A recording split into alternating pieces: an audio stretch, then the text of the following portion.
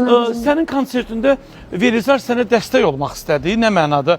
Güya PR işindəki mən gələcəyim və belə bir yanlış bir fikir oldu və sənin konsertin təxirə salındı və bu konsertdə günahlandırdılar və belə dedilər güya ki, Velizar ora gəldiyinə görə və hətta bir-iki dənə bloger belə video çəkdiyinə görə sənin konsertin təxirə salındı. Niyə belə oldu?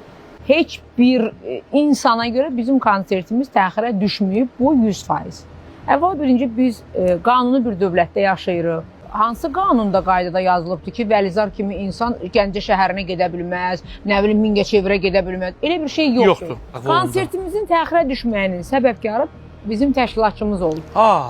Biz, yəni burada heç kəsə görə, ay nə bilim, yığılacaqlar, miting eləyəcəklər, haykü. Siz kimsiniz ki, nəsə eləyəsiniz? Hər qanunu biz ölkədə yaşayırıq və bizim dövlətimiz var. Bizim konsertimizin vaxtının dəyişməyin səbəbkarı Velizar deyil. Ona görə olmayıbdır, bu ağ yalandır. Sadəcə olaraq, bunu Aygün xanımla da danışmışıq biz. Danışdıq, təşkilatçılar dedilər ki, konsertin vaxtını dəyişək. Onlar elə bizə yəni bilet satılmayıb, Velizara görə bunlar hamısı yox. Yox, heç biri yox.